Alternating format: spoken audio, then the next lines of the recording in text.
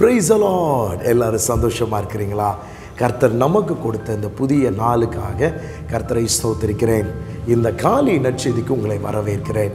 இந்த நாளுக்குரிய வார்த்தையை நாம் கேட்க போகிறோம். ஏசாயா 12ஆம் அதிகாரம் 2வது வசனம்.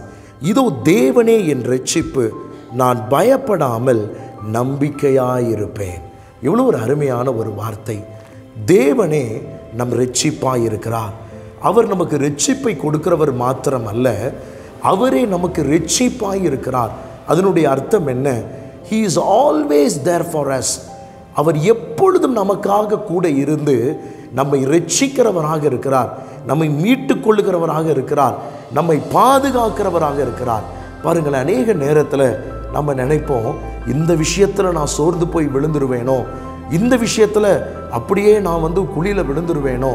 சில பேருக்கு அடிக்கடி ஒரு பயம், நான் எப்படி இந்த ஒரு சவாலை மேற்கொள்வது, இந்த ஜாப்பில் நான் எப்படி இந்த காரியத்தை செய்து முடிப்பது, சில பேருக்கு ஊழியத்தில் எப்படி இதை கடந்து போவது. ஒன்று சொல்லுகிறேன், தேவன் உங்களுக்கு இரட்சிப்பாய் இருப்பாரே, ஆனால் நீங்கள் பயப்படாமல் அவர் மேல் நம்பிக்கை வைக்க வேண்டும். எத்தனை பேர் விசுவாசிக்கிறீங்க?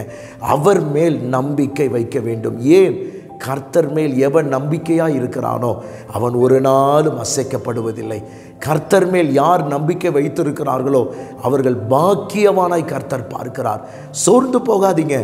தேவன் உங்களுக்கு இரட்சிப்பாய் இருக்க வேண்டும், மற்ற காரியங்கள் அல்ல. தேவனே உங்கள் இரட்சிப்பாய் இருக்கணும். அதனால் ஒவ்வொரு நாளும் அவர் நாமத்தை உயர்த்துங்க, அவர் வார்த்தையை அறிக்கை பண்ணுங்க, இயேசு ராஜாவை மகிமைப்படுத்துங்க.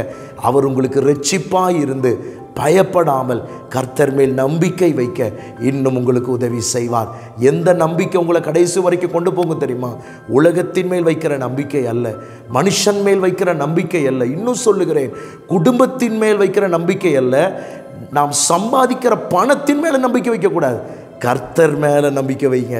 அதுதான் கடைசி வரை உங்களை அசைக்காமல் உங்களை நிலைத்திருந்து உங்களை கொண்டு செல்ல வல்லமை உள்ளதாக இருக்கிறது. உங்களுக்கு ஜெபிக்கிற பரிசுத்த பிதாவை, வார்த்தை கேட்ட ஒவ்வொருவரையும் இந்த வார்த்தையின்படி ஆசீர்வதித்து நடத்தும் இயேசுவின் நாமத்தில் பிதாவே, ஆமென். God bless you.